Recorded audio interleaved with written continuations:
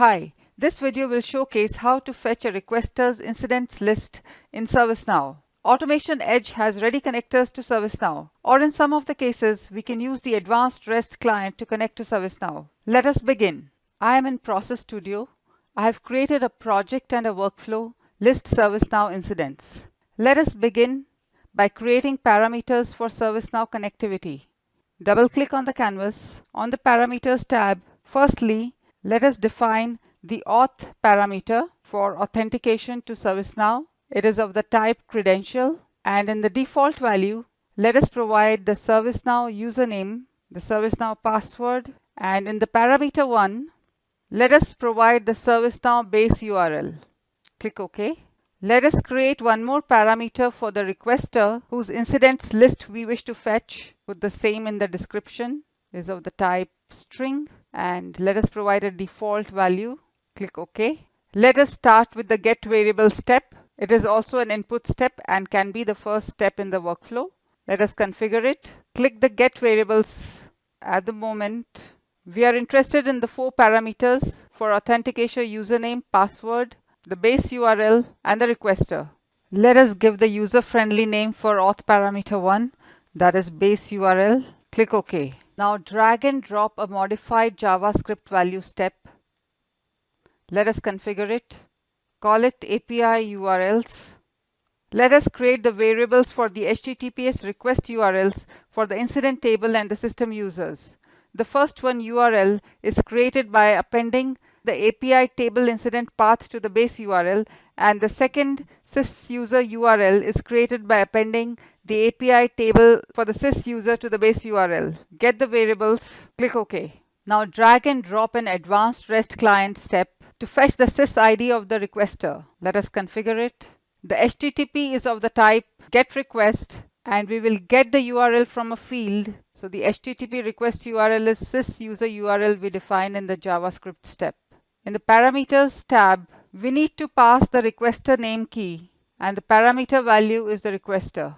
In the Authorization tab, we have basic authentication, and let us select the username and password. We do not have any header keys, and the request body is none. In the HTTP response, we have set the request body field name as requester info. It will store the response JSON. Click OK. Next, add a JSON input step to read the requester info field containing the response JSON from the previous step. In the File tab, the source is from a previous step and the field is requester info. In the Fields tab, we want to fetch the sys of the requester and provide the path in the JSON. Click OK. Next, we want to fetch the list of incidents for the requester based on the sys ID retrieved. First of all, drag and drop a modified JavaScript value step. Let us name the step condition. Define a variable for the condition to filter incidents where the state is 1, 2, or 3 and the caller ID is equal to the sys ID. Let us create sys parameter as the field in the stream. Click OK. Next, drag and drop an advanced REST client step to fetch the incidents. Let us call it get incidents. The request is of the type get, and we want to get it based on the URL we defined in the beginning. In the Parameters tab, we need to pass 2 parameter key values, that is the system param query, which we will pick from the sys param we defined earlier, and the sys parameter limit, we will set the query limit equal to 10. In the authorization, like earlier, it is basic authentication, username of the ServiceNow user, and the password. We will leave the header. There are no header keys, and the request body is none. In the HTTP response, the response JSON body will be stored in this field. Let us call this field as result. Click OK. Before we move forward, let us rename the advanced REST client step to get requester ID. Click OK. Now let's add a JSON input step to read the result JSON body field from the previous step. The source is from a previous field, and we will read the result response body of the previous step. In the Fields tab, we want to get the incident number, provide the path of the incident number. We want to get the short description, provide the path in the JSON. We want to get the state, provide the path, and we want to get the creation date, provide the path. Click OK. Now we have captured the incident details in a JSON. Let us add a JavaScript step. Let us call it state description. We want to create labels for the states. That is, state 1 is new, 2 is in progress, and 3 is on hold. Let us get the variable state, which will be available as a field in the stream. Click OK. Now drag and drop a JSON output step to store the JSON in a field. Let us configure the JSON output. We want to create an output value. Call the JSON block ServiceNow List Incidents. We want to capture all the rows, and in the output value, let's call it ServiceNow List Details. In the Fields tab, we want the incident number, state, short description, requester, and creation date. Let us give the corresponding element name in the JSON. Let us call this incident number, status, description, name, and creation date. Click OK. Now add a modified JavaScript value step.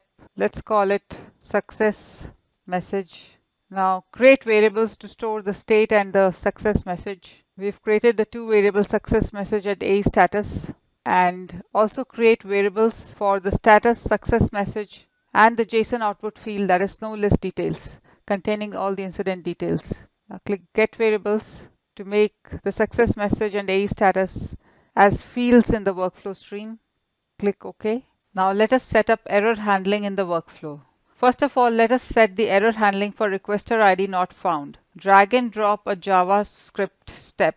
Let us configure it. Let's call it requester ID not found.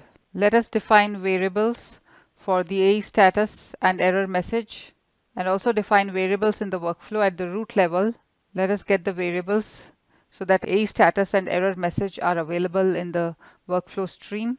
Click OK. Now connect the advanced REST client step to get the requester ID to the JavaScript step as the error handling step. Also connect the JSON input with the error handling step. Now drag and drop one more modified JavaScript step. Before we configure the step, right-click the Get Incidents Advanced REST client. Click on Error Handling. In the error field name, provide the field name to capture the error. Click OK. Connect it to the JavaScript step as an error handling step. Define the A status and the error message. Get the variables. Click OK. Also add a write to log in the error hop. Configure the write to log. Add a demarcation ticket list so that all the error is captured below this line. Click OK. So the workflow is now complete and we are ready to execute it. Save your workflow. Let us run the workflow. Let us go to the Preview Data tab. The workflow is complete. Let us go to the JSON output. Now as you can see, it has returned the incident list. As you can see, it has returned the incident number, short description, state, and creation date, as well as in the output JSON block, it has all the incidents. We saw how to list a requester's ServiceNow incidents using the advanced REST client and the JSON input and output steps. Thank you for watching.